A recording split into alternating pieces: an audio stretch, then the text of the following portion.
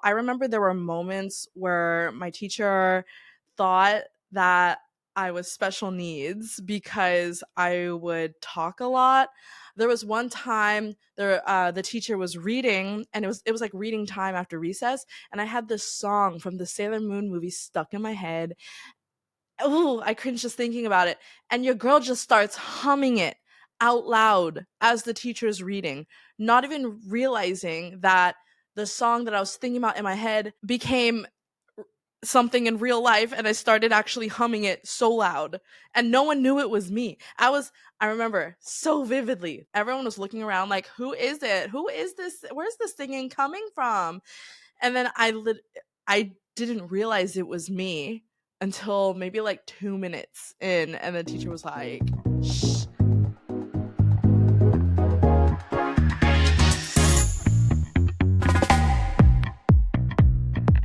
Hello, everyone. Welcome to another episode of Pretty Poor Decisions. I am your host, Katrina. Welcome back. For today's episode, I really wanted to talk about being a content creator as an introvert. I get this question quite a bit at events is how do I find the confidence to put myself out there to start creating content? How do I network as a shy person, as an introvert, and everything in between? To give a little background history, I have always been a shy kid, except maybe first grade. First grade, I definitely was still getting used to school. And so I remember there were moments where my teacher thought that I was special needs because I would talk a lot.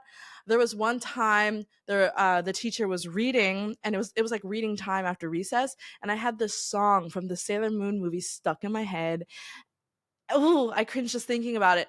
And your girl just starts humming it out loud as the teacher is reading, not even realizing that the song that I was thinking about in my head became something in real life, and I started actually humming it so loud, and no one knew it was me. I remember so vividly. Everyone was looking around like, who is it? Who is this? Where's this singing coming from? And then I didn't realize it was me until maybe like 2 minutes in, and the teacher was like, "Shh." Oh my god. I can't. So I had a lot of moments like that where I would just have random confident outbursts. Well, I don't even know if I feel like that story was just like, come to think of it, I don't know why I told that story, but basically there would be moments like that where I kind of would just burst into song. I've also really liked performing and doing talent shows as a kid. But again, this was like first grade, second grade. So my confidence was at like an all-time high. I just wanted to have fun. And I just wanted to do stuff and act. But then as like third grade onwards happened, that's when I started to get a little bit more self-conscious, and I started to shrink myself quite a bit because I realized that I was being a little much. Started being a lot more self-aware of how I was perceived to the public. Around this time, I also was taking music lessons, so I had recitals and stuff every few months or so, and I would get so shy. Like, honestly, every recital I wanted to throw up. I was like super nervous, like it was almost debilitating. Like there was a pit in my stomach, racing heart rate. It makes me really sad to think about that when I was just starting out in school and making friends, I had a really big personality, but as like teachers, my parents, society, other kids would tell me like, "Oh, you shouldn't be so loud. You shouldn't be too expressive," or "Why are you doing that?" It makes me sad to reflect on that little girl that I was years ago, shrink herself down to kind of appear normal. And I think that's truly where the shyness and social anxiety started to kick in. So in school, I really struggled with public speaking. It was my least favorite thing to do. I hated presentations, and I hated performing. But the thing is, though, ironically, okay, so I'm an INFJ. Everything about my personality is very contradicting, I've realized, and it's been really tough. When I got to middle school and high school, this is kind of when I started slowly putting myself back out there. So I was part of the dance team. I did a lot of like theater productions, ran for student government. So I try to put myself more in the spotlight, and honestly, the shyness just never really went away. I still remember having the worst anxiety before a performance, but I just had so much fun that like I still pushed myself to do it. Right. I also enrolled in acting school on the weekends because I really wanted to get into film and TV. Side note, I was definitely raised by the Disney Channel. And so a lot of their messaging of like standing out, following your heart, doing what you want, a lot of that messaging was really baked into me in my adolescence. So I would put myself in these situations where I had the spotlight, but at the same time, I had debilitating anxiety and I wanted to vomit half the time every time I had to go on stage or make a speech or something. So, back to the acting school, really quick. This was honestly a chapter in my life where I felt the lowest in my self esteem. If you want to be humbled and you want your self esteem to be torn apart, go to acting and modeling school because they will humble you so fast. Don't get me wrong, it was a fun experience, a fun, expensive experience where I learned how to read scripts, read teleprompters, memorize commercials. I learned how to model. I learned a runway walk. I learned how to take photos and do makeup and hair and stuff like that. So, very valuable experience that I use now in my work.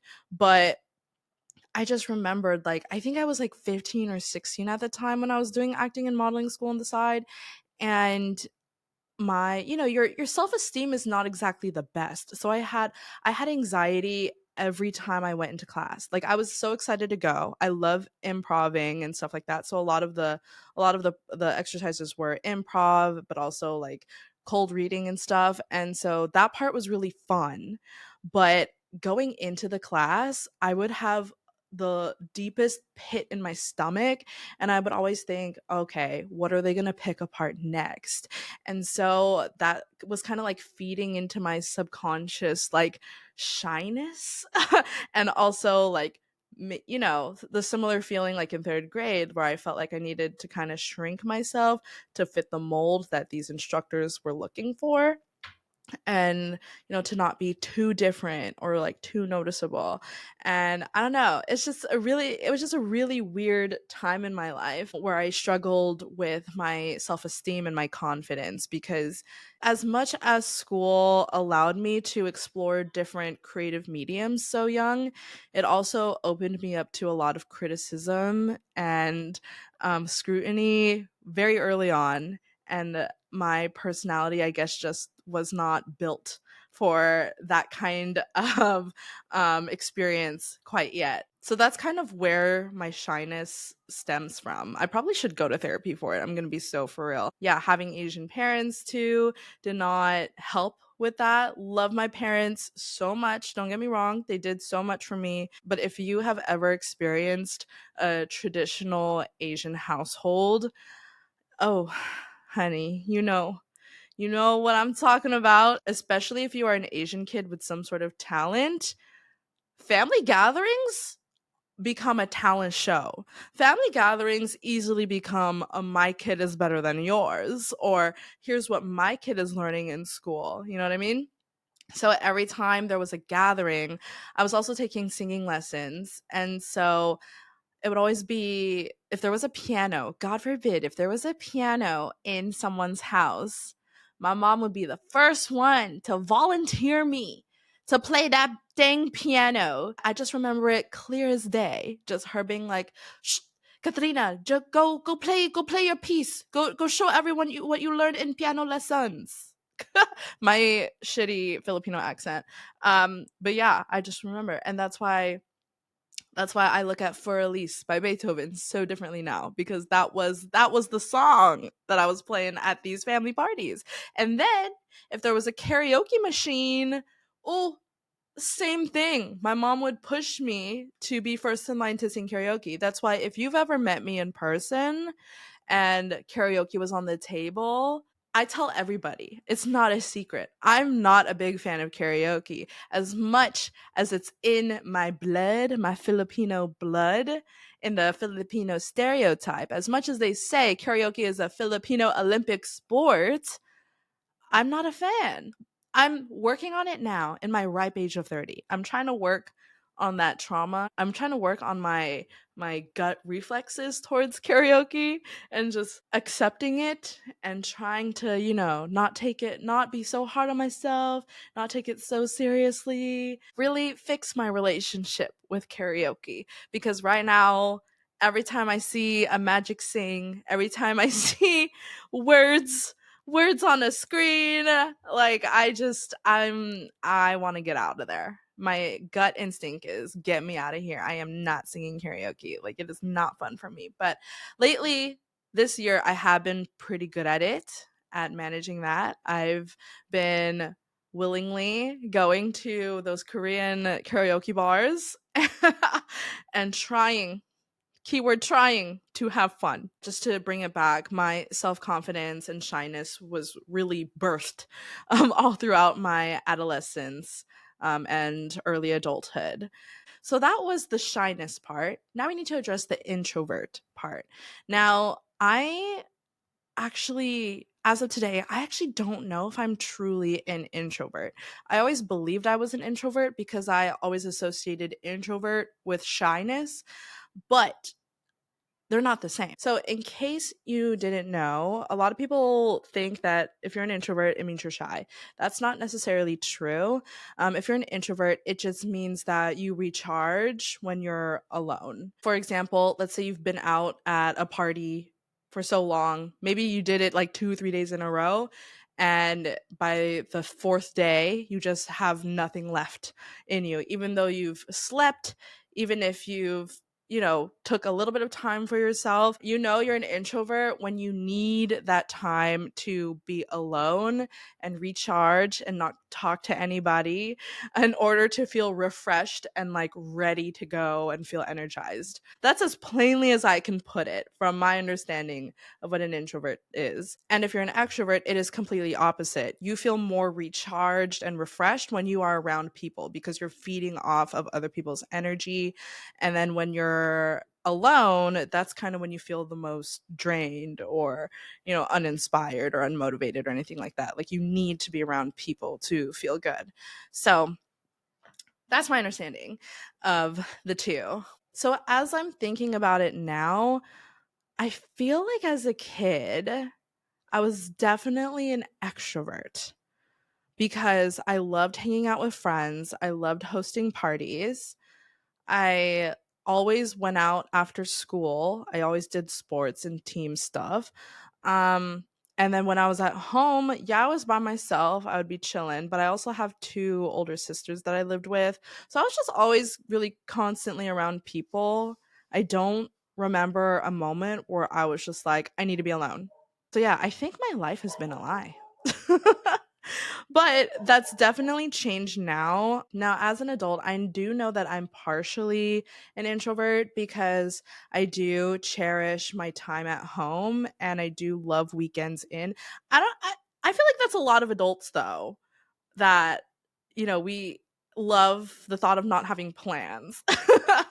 And just staying home, cleaning the apartment, sleeping in, it's really the simple things. So great. Now I'm second guessing myself.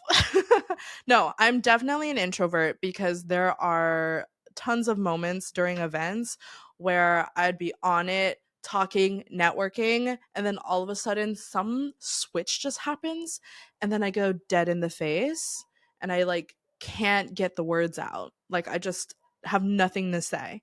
So if you're listening to this, I apologize if you've ever interacted with me at an event, specifically towards the end, and I'm just like not engaging.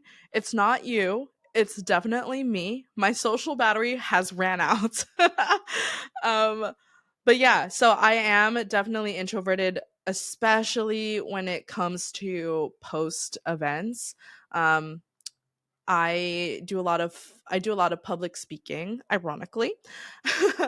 I do a lot of public speaking for my job and a lot of demos, presentations, and also a lot of networking. So being on social media and stuff, and I make a lot of content. So I do a lot of talking. I do a lot of yapping, right? And so yeah, there are a lot of moments that I can think of where I just would stop and just become a shell of a human mid event.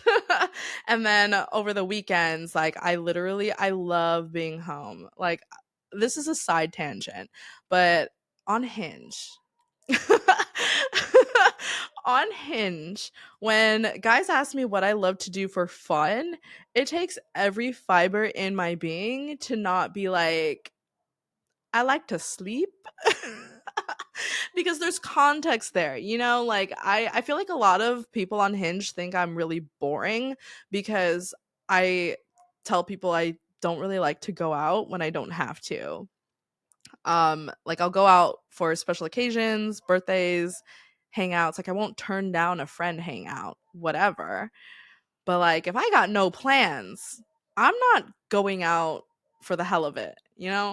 I'm not actively seeking something to do. So that's why I feel like I come off really boring on Hinge. But yeah, no, I love to stay in, y'all. If I don't have to go out, I will not go out unless you ask me very nicely. So, yeah, introvert. So now that we analyzed my situation, now let's talk about how it ties into content creation. Now, I kind of touched on it earlier, but like I said, I do a lot of public speaking, I do a lot of demos. I also create a lot of content, YouTube videos, streaming, especially. Streaming is like extrovert central because on average, I stream anywhere from 3 to like 6 hours not every day, but every Tuesday, Thursday. Every stream is somewhere between 3 to 6 hours. If it's a really good game or chat is really popping off that day, I will push it to 8. That's a lot of socializing and talking to a camera. And when you're shy and an introvert, there's a lot of things going against you in that kind of situation. So, creating video content or social content in general, and also streaming, it can be a lot for folks who are introverted and shy, especially if you're not comfortable with being in front of the camera quite yet. And I just remembered when I was starting out, oh my God, I was so shy. It was just a whole other beast. I think I was more shy than introverted when it came to my relationship with creating content because just filming yourself is weird. When I really first started creating content, I tell people it was my sophomore year of college. That was kind of when I started like the talking head videos, right? But actually, my very first YouTube videos were in high school. I used to film a lot of video projects. So if there was a book report, it was a video project. I was making my friends act. It was also the era of swagapinos and the Filipino slash Asian American music YouTuber era. And I really, really wanted to be just like them. So my friends and I started making music covers. Shout out Jeremy Passion. Lemonade was our jam. I think that was the first cover I've ever filmed. And then Glee came out. So we started filming more covers. So that's kind of how I was first exposed to the camera and filming was through music. So I took a break from that. And then in college, when I started up my YouTube channel, I remember it was actually over a bet. It was over a bet. I didn't just wake up one morning and be like, I'm going to start a YouTube channel. No, I am highly motivated by a challenge. And I remember I think this was over Christmas break or something like that, and there was a challenge. Like I was back and forth between starting a YouTube channel or not. Like I just thought it'd be so fun to vlog while I was in college, but I didn't really feel the need to do it or the reason to do it until one of my friends at the time said, like, if you start your YouTube channel and hit 100 subscribers by the end of the year, granted there was like a month left, then he would treat me out to dinner and get me a McChicken. And I took that challenge and ran with it. So that's kind of really how the YouTube channel was born, was from a bet, a challenge. And safe to say, I did hit 100 subscribers, but no, I did not get a McChicken. I was played, I was scammed, but that's okay because that was really the start of my content creation journey. Now, I remember the early days of filming my YouTube videos. Oh my God. I thought I was shy before, but when I was first getting started with YouTube, y'all, it was painful. It was painful to film in public, to film in front of my friends and family, to watch myself back, to watch other people watch my videos. Like, it was so painful for me. I've never felt more ashamed to be a content creator. Now, mind you, this was around 2013, 2014. So this was a world where there were no Instagram stories, I think. Yeah, there was no Instagram stories. There was no Instagram Reels, no TikTok, none of that. It was just Twitter, regular Instagram posts, YouTube, and Snapchat. I think Snapchat was around. I think. I don't remember. Anyways, oh, and Facebook. People were heavy on Facebook still. And so just, being on YouTube around that time was unheard of. Like, no one was really making YouTube videos except for me. And so it was very lonely for most of my YouTube career. And y'all, I just remember, like, okay, the first videos I ever filmed were in my mom's apartment. It was a Lush haul. Oh, yeah. Oh, actually, that's a lie. That's a lie. That is a lie. My first videos were music covers still. I was filming on my iPhone 4. I wanted to continue that. I was in an acapella group, so I was like, chill. It was the easiest thing I could do. And my first ever video cover was, ooh, what was it? My first ever cover was Sweater Weather by The Neighborhood, and it was a good cover. I'm gonna be so honest. It was really good. I was playing ukulele and stuff. Don't bother searching it up because I made all of those videos private. But yeah, I did that. And then I thought maybe I should try a lifestyle video. So the first ever talking head video I've ever made was still sophomore year and still on my iPhone 4 or whatever it was. And it was a video on how I grew out my hair. Ever since I moved out of my parents' house, I always grew out my hair. That's a separate trauma right there. But my mom kept cutting my hair, and I always really wanted long hair. Never got it until I moved out. And yeah, and a lot of people loved my hair. And so I thought I would make a video about it. And this was the video that I told the world that I used mane and tail. And I remembered after that video, almost everyone in college called me horse girl or girl who uses horse shampoo. And I don't remember being super bothered by that, but I was kind of like, oh, hee hee, ha ha. Yeah, I use horse shampoo for my hair. That's why my hair is really long. I also take vitamins. So, yeah, so as crazy as it sounds, as I recollect that memory, it's not pulling up any hard feelings for me. So I don't think I was that bothered by it. But that was the first ever one that I ever did. And then after that, I think I did a recap vlog. And then from there, I just started doing more talking head videos of like what was popular back then. OOTDs were popular. I did monthly favorites. I did lookbooks. Like I really wanted to be in that lifestyle / beauty space. I was very inspired by Jen Im in her Close Encounters era. Because she was a UC Davis student, and I was like, oh, cool. I'm at UC Santa Cruz, same but different. So that was kind of like So she was like kind of like the blueprint for the videos I was making. And so that was cool. I roped in some of my closest friends to help me film. I know a lot of them had cameras, so I would borrow other people's cameras. We filmed challenges like the Bean Boozled challenge or the spicy ramen challenge, the bulldog ramen back then. And I would vlog a lot, and it was super, super fun. I didn't feel shy filming around my closest friends.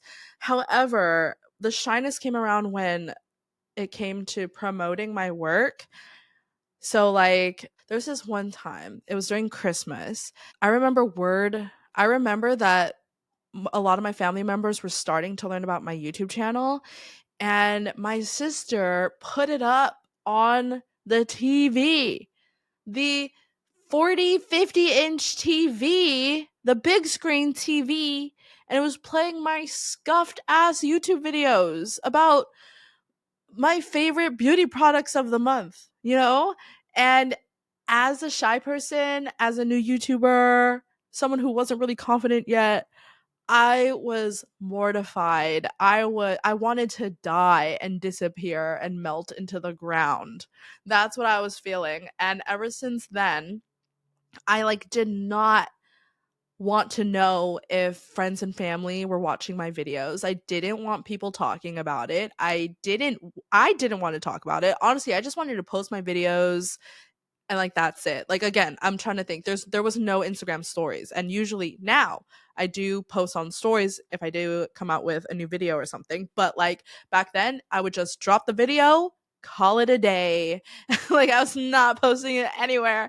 And so just to see my videos get noticed by people in my real life, I just wanted to die. I wanted to quit. And I think that's kind of what stops me a lot of the time from creating content. At least not so much now, but it still crosses my mind. But definitely a bulk of like post grad when I was trying to get more into YouTube, the thought of people that I knew IRL finding my videos, leaving a comment, or telling me to my face that, oh, watch your video, I would kind of start imagining people's reactions to my videos and it being negative. For example, a reoccurring thought that would happen every time I dropped a video would be like, oh, so and so girl from high school that was kind of mean to me will see this and be like, who does she think she is? Like, she thinks she's so cool just because, like, what is she, who is she even trying to be?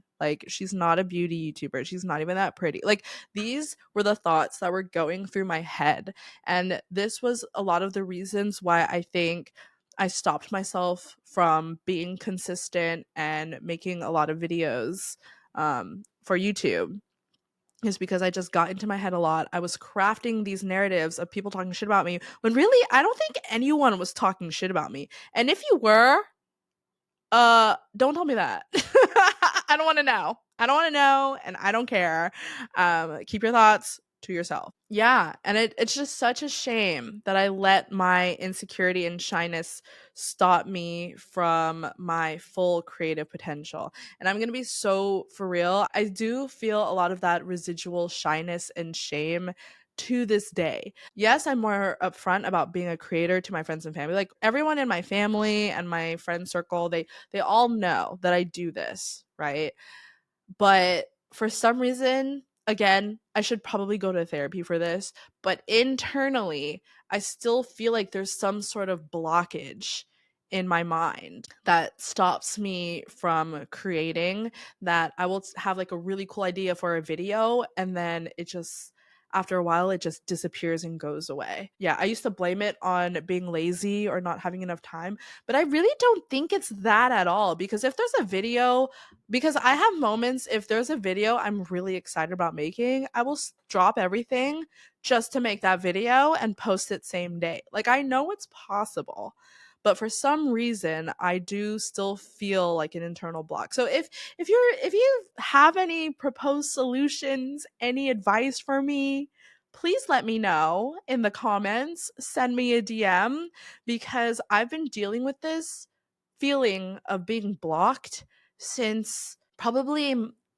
Oh god. I probably have been feeling this blockage since like 2018, like 2 years out of post grad. There was just I was so excited to work on YouTube full time, and then something just happened where I just stopped. Ever since then, I couldn't pick myself back up to be consistent again. This is where I'm going to turn to you, chat. Please give me advice. So, I talked a lot about myself, about my history with being shy, being an introvert, and also being a creator, and how those two personality traits have affected me as a creator. So, now that you know all of that, let's get into some of the tips and advice that I've learned along the way. Okay, so the first lesson I learned is that if there's something that you really want to do, especially when it comes to content creation, if you want to be a creator or if you want to be on camera, behind the camera, like anything in this field, as a shy person, you have to decide that your passion and your want and your mission for why you want to pursue this field, this career, you have to decide that your dreams and what you want is way more important than your fear. Okay? And I learned this from good old Harry Potter. I did not learn this from Harry Potter. Actually, yes, I did. Hold on. I learned this lesson from watching Harry Potter and the Sorcerer's Stone and Princess Diaries. Okay. Because both stories are very similar, where the protagonist was really resistant in being the chosen one. But in the end, they decided that it's not about them. You know, there's a bigger picture here, and they choose to go after the thing that scares them. I remember in the Princess Diaries that there was a scene, where Mia is reading her late father's letter. Yeah, there was a scene where Mia is reading her late father's letter, and he explicitly says, courage is not the absence of fear, but rather that there's something more important than fear. And I took that and ran with it. I knew I've always wanted to be a YouTuber. I've always wanted to be in TV, in entertainment. I loved the spotlight. And despite being shy and wanting to vomit before getting on stage every time, that my desire to inspire people, to entertain people, to put myself out there and achieve my dreams is way more important than this debilitating, really scary, but temporary fear that I'm experiencing right now. So, that is my first tip, y'all. You have to decide and choose that what you want, your dream, your goals, whatever it is, not even just content creation, whatever it is, that chasing that and reaping the rewards of that is more important than the fear that you're experiencing right now. So that's number one. The next thing I learned is if you're really struggling with confidence, camera shyness, you don't like networking, or you're bad at it, or interviews or anything like that, where you're putting yourself out there, this sounds so cliche. I am so sorry. But the only way to get better is if you practice. And you can definitely practice public speaking. You can practice your on camera presence. You can practice interviewing. You can practice networking. You can practice anything. And if you don't practice, you won't get better at it. I learned this through piano lessons. I think piano lessons was the very first teacher of mine, because I always knew going into my actual lesson one-on-one with the teacher, I would play like shit if I didn't practice at home. And so the same thing definitely translated when I first started making YouTube videos. A lot of my early videos are private now because they're so cringe I cannot stand to watch them. But there are still early enough videos where, here, go on my YouTube channel, Katrina Torrijos, youtube.com/Katrina Torrijos. If you go under my videos tab and switch it from oldest to newest, watch my old videos and you will see and sense the uncomfortability that I had talking to a camera. I get this question a lot. How do I appear natural on camera and on stage and not being awkward? And honestly, it's practice. It's making all those bad videos. So there are a couple tips that I learned to make the filming experience less awkward. So first tip is to look at the lens and not the viewfinder or the screen, the pop-out screen. And that is because when you're looking at the pop-out screen, you're seeing yourself, right? And you're gonna subconsciously pick yourself apart. You're gonna be like, does this angle look right? Does my hair look funny? Do my facial expressions look okay? You know, you're gonna start really paying attention to how you look, and that can kill confidence so fast. But if you look at the lens, the screens, the viewfinder, and whatever kind of goes in your peripherals. It goes into your peripherals, and you kind of just forget about it. Like you can't see it, and also just think of the camera lens as someone's face. Like you're making eye contact. So if you're making eye contact with the lens, you're going to make eye contact with the viewer, and they're going to feel more engaged with your content, and it's just going to feel better from the viewing experience. So a follow-up to that tip is this is really helpful if you are filming in public. Y'all, I still sometimes feel really weird filming in public. I don't think that feeling will ever go away because one, I'm a people pleaser. I hate holding up traffic.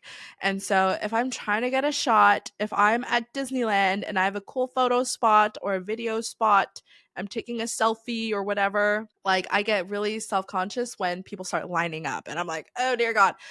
But to get rid of that feeling and to not care, again, I always look at the lens and I try to not break eye contact with the lens, especially if I'm vlogging myself and I'm walking down a sidewalk in public. It's definitely a lot easier now than 2018 when I was first getting started because I got some looks. I got some looks walking down the street, like, what the hell?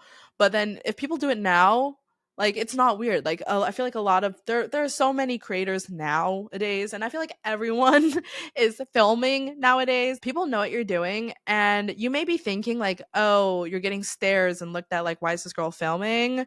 But really, what they're thinking is they don't want to get in your shot unless they're an asshole. Unless they're an asshole, they will photobomb you and get in your shot. But most of the time, people just want to avoid you so that, they don't disturb you, get in your shot, or accidentally appear in your video and go viral for being in the background. But yeah, I just find that a lot of people don't really care if you're filming. So just one, knowing that, and two, don't break eye contact with the camera or else you'll become situationally aware of what's happening. But if you just stare at the camera for a long time and just don't break that eye contact, you'll remain focused and you'll feel less self-conscious. Okay, so this is a continuation of the practicing tip, but I really mean it, okay? People ask me how the heck did I get good? And that is from filming all the time. Even if I'm not posting the videos, a lot of my videos actually don't get posted. Not because I hate them, but I'm just lazy. So they kind of just get forgotten about. But that's still practice that I'm putting in talking to a camera. But here's the thing, don't just film yourself. I challenge you to watch yourself back. Ooh, scary, cringe. Heck no, who wants to do that? If you hate the sound of your voice, the more you got to do it. I'm sorry. Like, and honestly, when you're first creating content, that is the most painful part, is watching yourself back. You need to desensitize yourself and desensitize yourself quick, okay? Because that's the truth. You're just gonna hate it. You're just gonna hate how you look. You're gonna hate how you sound in the beginning. But the more you watch yourself back, you'll start to learn all your different quirks, your filler words, any tendencies, and you'll learn how you naturally communicate, and also you'll be able to spot areas that you'll want to improve. For example, I'm just going to expose myself this entire episode. When I film, to this day, I still use a lot of filler words, specifically the word or. I don't know why. I don't know why. But when I'm unsure of a line, okay, maybe it's not or, but it's more like like it's my new so sometimes I'll say something, and if I don't exactly know what I'm about to say, I go Or like my raw footage is very excruciating and annoying to edit because I tend to say a lot of filler words, and I also talk really slow. This is something I learned about myself recently, is I'm a slow talker. And this is because in person I tend to talk too fast.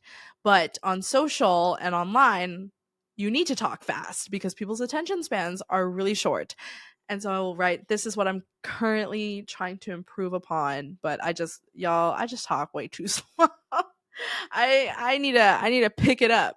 So, yeah, and but I wouldn't know these things if I didn't watch myself back. So, when you're making content, make sure even if you post it or don't post it, just keep filming yourself, keep watching yourself back, edit your videos, and really study how you naturally communicate and pinpoint areas that you're not really into or ways that you can improve, and just try and implement new methods. And then eventually you'll start to develop your on camera voice, your presentation voice, your main character energy, and it'll all just come naturally. And I didn't always sound like this on camera. I attribute all of my on camera persona, voice, tone, all of that to making YouTube videos and practicing. Okay, so while we're on the topic of content creation, I do have a question from Instagram.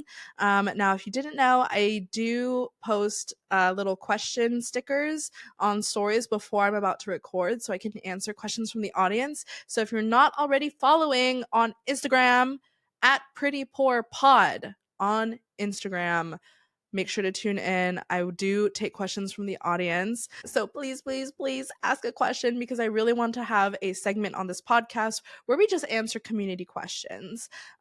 So yeah, again, on Instagram, Pretty Poor Pod. Or if you're following my main at Katrina Torrijos, that's totally fine too. Either one. I do ask questions on both. Okay, so this question is, how do you prioritize what to give your attention to when it comes to engaging with audiences? First, I want to say everyone's process is different. Okay, everyone's focus, goals, KPIs, they're all different.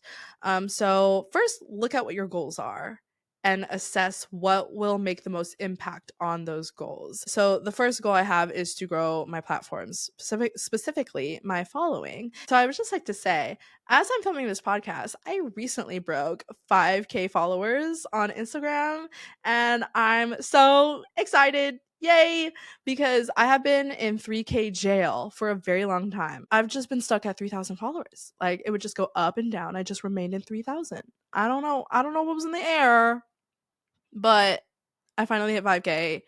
Thank freaking God. And I didn't want to announce it on socials because I have troll followers that will unfollow me just to, I don't know, humiliate me or something, to make the number go down. I hate those people. I hope your pillow is warm on both sides. So back to what we were talking about. So with that as my goal, one of my priorities is to engage with new folks that don't know who I am. So for me, that looks like posting on threads and engaging and joining in on the conversation in threads. Like, I may not know the creator, that's totally fine. I'm like actively seeking similar creators, similar streamers, and just commenting on their stuff, even on my explore page. If I see something interesting, I'll take that 30 seconds to leave a comment and really just kind of build my community organically that way. I don't do follow for follow. I don't do any paid promotion or anything like that. Just good old engaging, good old commenting one by one. Because I feel like that's just the most effective and most genuine way to build new relationships and to grow your following and introduce yourself and your content to new people. And yeah, just, be social on social media. Groundbreaking revelation here. And then my second goal is to increase engagement. So I personally want more folks to engage in my content. I think part of the reason why I was stuck in 3K jail was because I was just kind of posting whatever content, like, ooh, look at me, but there wasn't really thought provoking or something to respond to. So I'm kind of working on switching up my content format, and it's actually been working really well, by asking more questions and getting more audience participation. So I post a lot of stories. I feel like that's my most abused feature on Instagram is stories. Because I don't know, I just see it as like a cute little game. It only lasts for like a 24 hours, which is totally fine. But I always make it a point to make it somehow interactive. So I'll take advantage of the stickers, the links, polls, stuff like that. Even on my Instagram post, I'll have a poll or I'll ask a question just to kind of encourage more conversation in the comments. And I also reply to all my comments because that's also just really good for engagement. So, just overall, I'm just trying to get the activity on my posts up. And again, through that, it's just taking the 30 seconds to engage, trying to reformat your content so it's more inviting for conversation. It's not just, a post of you glazing yourself, but, it actually asks a question, gets buy in from your audience, and things like that. So that's personally where my priorities are at these days with content creation and specifically engaging. But if we were going to talk in like broader terms of like people and communities to engage with first, I would always say like nurture your current community members, your diehards, your the people that always engage with your content no matter what. Definitely do not leave them in the dust. Always respond, but then keep the door wide open for new people to come in and discover your content. I feel like that's like the only way to genuinely build relationships and to build a community these days is to just engage, even if you don't know the person.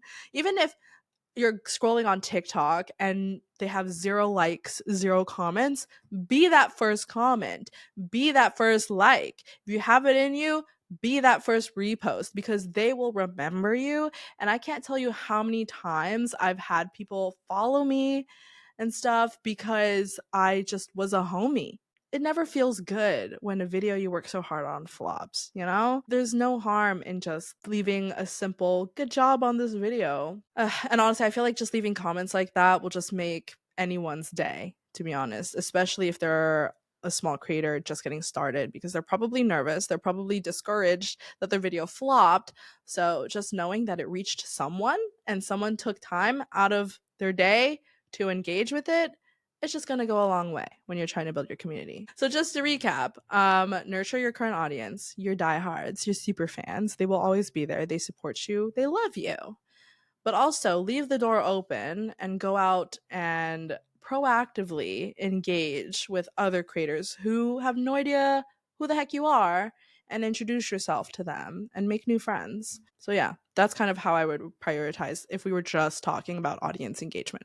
So I hope I answered that question. So that's the tea on how I built confidence and overcame my shyness when it came to content creation. But now let's talk about being an introvert because I feel like that's just a whole other side of the coin in this industry. Oh my gosh, this is such a big topic. Okay, so being an introvert doesn't really hinder me in the content creation process, except for when I batch film like 50,000 videos in a day, right? I don't want to talk, I don't want to do anything. And all I want to do is just sit in my room and be in my little editing hole, you know? But the thing is, the other side of content creation and social media is to be social and really get yourself out there. So that means like networking events, creator meetups, going outside, touching grass, all that stuff. Now that's where my introversion really shines, question mark, is that the right word?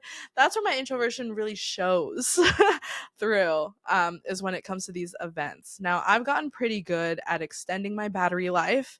It used to be very, very short, but when I started working at Adobe, going to more events, I've learned to increase my battery life. And I would say a lot of that definitely comes from hanging out with more extroverts. I am so incredibly grateful for all of the extroverts in my life because I would not have been able to do this on my own.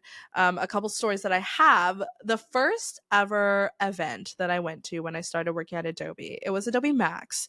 And if you don't know what Adobe Max is, it essentially is Adobe's biggest creative conference of the year. It actually is Adobe's creative conference. And so it's three and a half, roughly 3.5 full days of networking, parties, keynote speeches, demos, things like that. You know, like typical conference, right? So this was the first time in my life I've ever gone to one of these things. Yeah, it was intense, to be honest. Like, it was fun. I was in such a culture shock at the time because I was a very, very small creator. I don't even think I broke 1,000 when I joined Adobe. But yeah, just meeting all these creative people. I was new, so I was introducing myself to a bunch of folks, and I had to stay out late and go to these networking parties and stuff. And while I was tired, I knew I had to stick it out, for the betterment of my career, community building, all that stuff. I just knew I had to like really stick it out. And y'all, it was hard. I remember the first night I was ready to get into bed at 11 o'clock. I was like already in my PJs, already in my bed. And I was like, okay, we're sleeping kind of early. Big day tomorrow. Nope. I got a call from a coworker and they were just like, where are you? What are you doing? And I was like, I need to go to bed. But, as much as I did not want to go out, also, I don't even know if this is just the people pleaser in me, or because I'm a good team member, but I do remember deciding to go out because, like I said earlier, this has never happened to me before. Like, I want to, maximize the experience, learn as much as I can. So I pushed myself to go out. I did go out that night. I did meet some more creatives. It was nice because it was out of the conference like setting. I think we just went to like a dive bar, and played pool. I really got to know people outside, of the work setting. So that was really great. That was honestly no regrets. And now, ever since then, I've just learned that when it comes, not just to Adobe Max, but when it comes to events, conferences, and stuff, if you can swing it, if you have the energy, the last drop of energy, try to make that extra effort to go out and build relationships, because I find that, especially in the creative industry, community is everything. Networking is everything. And not in a sense of like trying to find a job, but just making friends. And yeah, I tell this all the time to students and basically anyone who wants to get into this industry, but you have to make friends. Like, being in the creative industry is really lonely because most of the time it's just you and your art and your computer. Most of the time, 90% of the time. And so it's really rare for creatives to get together and co-work and network. And if you are like that, if you're creative and you are like that, you go out all the time, hang out with other creatives, more power to you. But that just reinforces my point that creativity is just better and more fun when you're with community. So that was one of my top priorities when I was first getting started in this industry, was to just get my name out there, meet as many people as I can, build my network, build my community, strengthen those relationships so that down the line I would have like a strong support system of people to help me in whatever project, whatever endeavor I choose to pursue. So I'm really glad that I started that early. So I'm not saying that I was perfect. There were a lot of times where I gave up opportunities to go out because there are moments that I just could not. I didn't have the energy. I was not inspired to be out. Like, there was just not, like, there will be moments where you do have to pick and choose your battles and where to spend your energy on.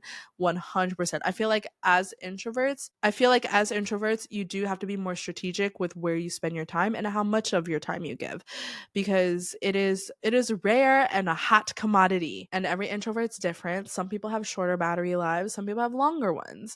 For me, I have an average length with an emergency supply. I think I have 2 backup batteries that I have to pull from every time I hit the danger zone, when I'm really, really hitting my limit and I'm starting to become a bit delirious. So, yeah, every introvert's different. Just really know your limits and where you draw the line, which is totally fine. I'm not saying that you have to stay out all night just to network, okay? That's definitely not what I'm trying to say. Am I encouraging you to try and extend your battery life a little bit? Yeah, I would say so. A little challenge doesn't hurt anyone. But also, at the end of the day, don't push yourself if you're really not feeling it, if you're not having a good time, if you're dead in the face, like how sometimes I be getting after all these events, then honor your needs, honor your boundaries, and just go home, take a nap, say no to that event. Totally fine. Another interesting phenomenon that I've noticed in the creator space is when people meet creators in real life, sometimes people say that like creators are different in person than they are in real life. I think this is more so for like the streamer, the YouTuber space, but a lot of I've heard and I've seen a lot of folks be surprised that their creator is either more quiet in real life versus like online. And I got some words about that. Okay. So I definitely resonate with this experience a lot.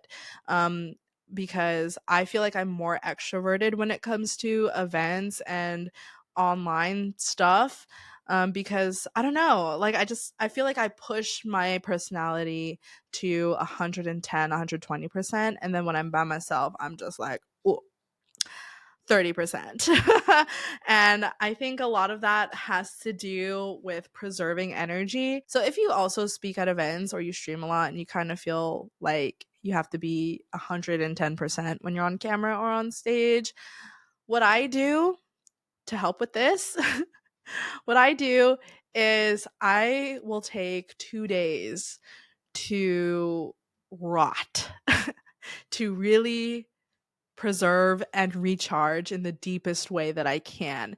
And so for me, this looks like sleeping in. I will sleep in until midday because I know I won't get it in like 4 days' time. Like if I have to fly out and it's like a 4 or 5 day event sprint, ooh, best believe I'm sleeping for 5 days before that. I'm recharging my backup batteries. I just kind of anticipate how much sleep and rest and recharging I have to do before I overexert myself in the coming days. So it kind of balances out. When I talk to people at events, they all genuinely get surprised to learn that I'm shy and introverted. Like people always, the number one comment I always gotta get at events is that people assume I'm extroverted and just super confident and just a great speaker, like right out the gate. But I always tell them, I'm like, no, I'm actually really shy and introverted. And people are just so fascinated and surprised. And I always tell them, I'm just like, because I sleep for 3 days straight before this event. So I have enough energy to be 110% for you. And so yeah, I think that's really interesting and a really common thing for creators to experience. So if you are introverted and you feel this pressure to be super online, just know that you have the choice if you want to be super expressive and, come off this way online. That's totally normal. That's totally fine. But if that's not your style, if you're pretty mellow, I would say definitely stick to that. I know a lot of cozy gamers and co working streamers that are very mellow and chill and aren't like, they don't have big personalities like Mr. Beast or like OTV, that's totally okay. Just know that your voice is definitely valid. I do have those days when I'm streaming and I am more on the chill side. Like I just want to play Coral Island or Fields of Mystria. Let me curl up in a ball and play some Hello Kitty Island Adventure. Like I do have those days where I don't want to have a big personality, and that's cool too. Honestly, if that feels more authentic to you, definitely stick to that. Just because you're a content creator, that doesn't mean you have to have a big personality and be outspoken all the time. It's totally cool to be chill and mellow because there are a lot of people out there who will resonate with you. I think there's room for every type of voice and style on the internet, and eventually the people who are most similar to you and resonate with you and your style the most will find your content and your channel. And that's kind of how you will build your own community. And I think that advice also goes for when you're interacting with your family or friends or even at work, that you do not have to be the loudest voice in the room to make an impact. There are people who will resonate with you, and I think there is room for more introverted voices in these spaces. And personally, I'm really grateful to my introverted side because I learned how to become a better active listener and to really think before I talk and to like take a beat and to just really think and process and embrace silence, because I feel like a lot of people hate silence. Like they try to fill dead silence, dead air by talking. But I feel like the real superpower of introverts is that at least most of us, I don't know about all of us, but most of us can sit in silence and be okay with that, and just observing and listening and embracing space. Like those are all really good qualities to have, especially like in the creative space, because it can get really hectic and there are a lot of loud voices in the industry. And personally, I just feel like even if you're the loudest person in the room, not everyone is actually listening to you. I'm gonna be so for real. Not everyone's actually caring about what you say just because you're loud, you know? So even if you're more soft spoken or shy, your words still have an impact, and there are people who are willing to listen to you. You just need to build up that courage to share your voice. And I definitely still struggle with this to this day, especially when it comes to work. I really could speak up more at work, but the shyness, the introvertedness, it does get to me sometimes. But yeah, and then same thing with networking and content creation. Like I'm not perfect. I am the farthest thing from perfect when it comes to managing my shyness, my introvertedness in these highly social settings, and especially when I'm creating content. But honestly, these tips that I just shared with you today really what helped pulled me through in this journey, and I will keep y'all posted if I learn anything new or if you have any tips that worked for you. If you're also introverted and shy, please, please, please share with the class. Please. I am actively trying to find new ways to improve myself to help me manage my shyness and soft spokenness a lot better. And I'm sure a lot of folks out there who are listening to this podcast are also working on it. So, with that, that concludes today's episode of Pretty Poor Decisions. Today we got really deep, y'all. We got really deep, and I shared a lot of stories where things didn't exactly work out, and mistakes that I made, L's that I took in my early creative career journey. And now it's time to I'm not actually going to pour one out. I've realized that my tagline of this podcast is to pour one out for the original plan. We're going to figuratively pour one out because I really do not want to mess up these floors. I really want my safety deposit back, guys. Like, or I need to find like a bucket. I need to find a bucket to be able to physically pour one out for the original plan. But you know what? It'll happen. Oh, yeah, maybe I'll get an official branded Pretty Poor Decisions, and then I'll have people pour one out for the original plan. Ooh, ideas. I like it. I like it. Okay. Well, anyways, chat.